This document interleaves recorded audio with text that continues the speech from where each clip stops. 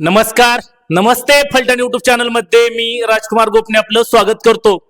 महाराष्ट्र विधान परिषदेच्या 9 जागांची निवडणूक नुकतीच जाहीर झाली आहे।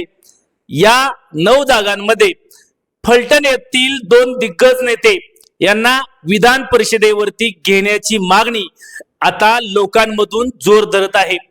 प्रामुख्याने 9 जागांपैकी भारतीय जनता पक्षाच्या सर्वाधिक जागा या निवडून जाणार आहेत। सध्याची ही निवडणूक विधान परिषद आहे, त्यामध्ये विधानसभेतील सदस्यांमधून विधान परिषदेवरती 9 सदस्यांची निवड होणार आहे।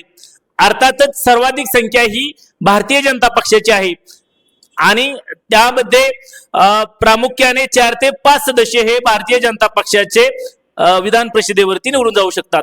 त्या कालोखात शिवसेनेचे 2 विधान परिषदेवरती सदस्य निवडून जाऊ शकतात आणि महाविकास आघाडीच्या माध्यमातून 1 तर राष्ट्रवादी काँग्रेस पक्षाचा 1 असे पक्षीय बलाबल सध्या आहे।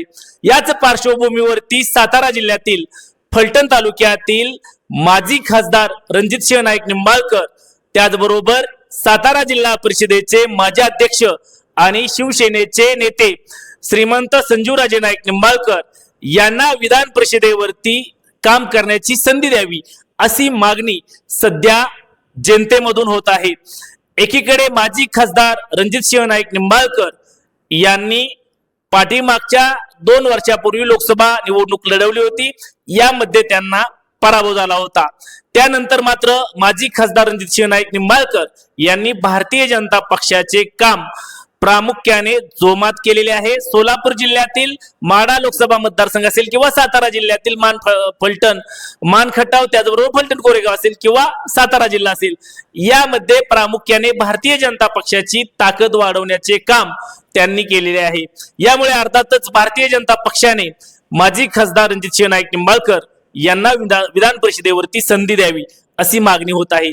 दुसरीकडे सातारा जिल्हा परिषदेचे माजी अध्यक्ष राहिलेले श्रीमंत संजूराजे नाईक निंबाळकर यांनी गेल्या काही दिवसांपूर्वी श्रीमंत रघुनाथराजे नाईक निंबाळकर, माजी आमदार दीपकराव चव्हाण, श्रीमंत अनिकेतराजे नाईक निंबाळकर यांच्या सर्वांनी राजे गटाने नुकताच शिवसेनेमध्ये जाहीर प्रवेश केला।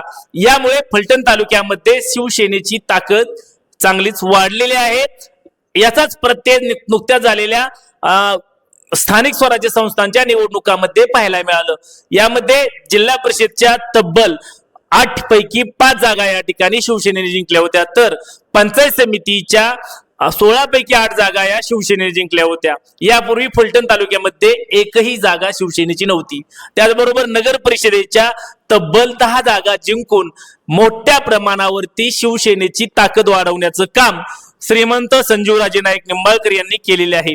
याचमुळे श्रीमंत संजूराजे नाईक निंबाळकर यांना शिवसेनेमधून उपमुख्यमंत्री एकनाथ शिंदे यांनी विधान परिषदेवर घ्यावे अशी मागणी सध्या फलटण तालुक्यातील जनतेमधून होत आहे। एकंदरीतच फलटण तालुक्यामध्ये या 2 दिग्गज नेत्यांना अर्थातच माजी खासदार रणजितसिंह नाईक निंबाळकर आणि सातारा जिल्हा परिषदेचे माजी अध्यक्ष श्रीमंत संजूराजे नाईक निंबाळकर या दोघांना काम करण्याची संधी विधान परिषदेत द्यावी अशी मागणी सध्या जनतेमधून होत आहे।